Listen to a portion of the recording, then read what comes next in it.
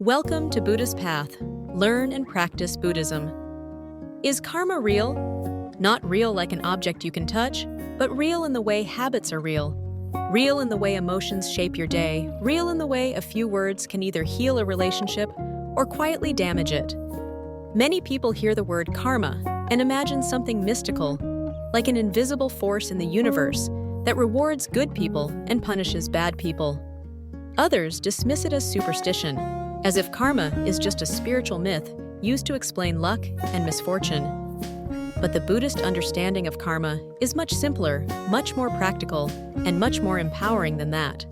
Karma is real because cause and effect is real, especially in the mind.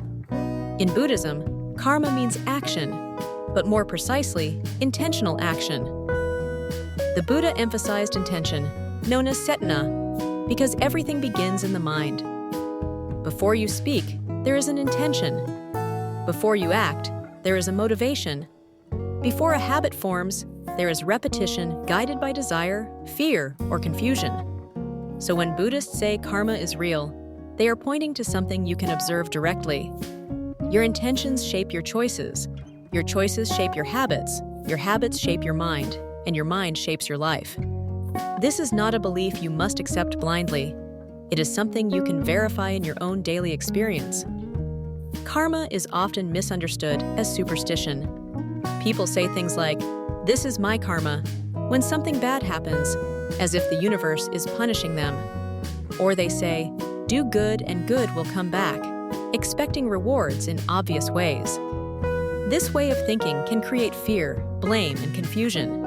It can even make people assume that others deserve their suffering. But karma in Buddhism is not a cosmic judge. It is more like planting seeds. If you plant chili seeds, you will not get mangoes. Not because the earth is angry, but because causes naturally produce results. In the same way, if you plant anger in your mind, you tend to experience inner heat. If you plant kindness, you tend to experience inner ease. And you do not have to wait for another lifetime to see this. You can see it happening right now. Consider how karma begins with intention. Two people may perform the same outward action, but create very different karma depending on what is happening inside. Imagine two people helping a friend. One helps out of genuine compassion. The other helps while secretly wanting praise or control.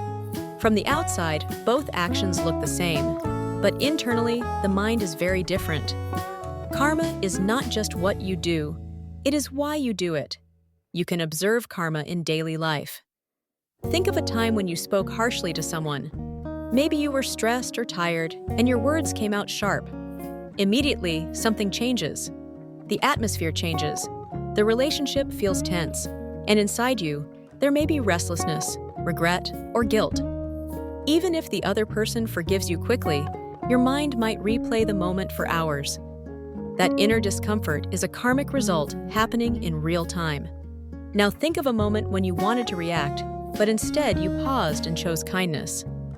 You spoke gently, even when you did not feel like it. What happened afterward? Often you felt lighter, calmer, more dignified. Even if the situation did not change, your inner state did. This is also karma you can verify for yourself. In Buddhism, suffering is not only physical pain. It includes anxiety, regret, jealousy, anger, restlessness, and the feeling that life is never quite enough. Karma is closely connected to suffering because karma is connected to mental states. The Buddha identified 3 roots that create harmful karma: greed, anger, and ignorance. Greed can appear as constant craving. You might scroll endlessly, compare yourself to others, or buy things to fill an emotional gap. There is a brief moment of satisfaction, but soon the emptiness returns.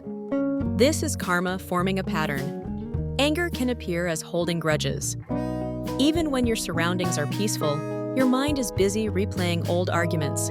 You feel tense and guarded. Ignorance can appear as living on autopilot, reacting without awareness, repeating the same mistakes without understanding why. These patterns create inner unrest. But wholesome karma comes from different roots: generosity instead of greed, kindness instead of anger, and mindfulness instead of ignorance. These roots lead to something very precious: inner peace. Some people fear karma because they think it means their life is already decided by the past. But Buddhism does not teach fatalism. Yes, past actions influence the present, but the most important karma is what you create now. This moment is where intention arises. This moment is where a new direction begins. Karma is empowering because it says you are not doomed. You are conditioned, and conditioned things can change. There are very practical ways to create wholesome karma every day. You can begin with a small pause before you speak. One breath can prevent harsh words that you might regret for days. You can train yourself in right speech by asking whether your words are true, kind, necessary, and timely. You can notice jealousy when it arises and gently replace it with compassion, wishing others well instead of comparing yourself. You can build one wholesome habit, such as a few minutes of mindfulness each morning or a moment of gratitude each night. These small habits, repeated daily, slowly shape your character. You can practice awareness with your emotions. When anger arises, instead of saying, "I am angry," you can notice anger is present. This small shift creates space for wiser choices. And when you make mistakes, you can apologize quickly and sincerely, which is powerful, wholesome karma that cleanse the heart. Imagine your mind as a garden. Thoughts are seeds. Words are water. Actions are sunlight. What you repeatedly nourish grows stronger. If you nourish anger, anger becomes familiar. If you nourish compassion, compassion becomes your home. So, is karma real? Yes, because cause and effect in the mind is real. Yes, because your intentions shape your inner world. Yes, because your choices today influence how you feel tomorrow. Karma is not mystical punishment and not blind fate. It is the simple truth that what you plant in your heart shapes what you experience in life. If you want more peace, plant peace. If you want less suffering, stop feeding the roots of suffering. If you want clarity, begin with clearer intentions. Start gently. Start today. Start with one breath. Like, share, and subscribe to Buddhist Path. Learn and practice Buddhism.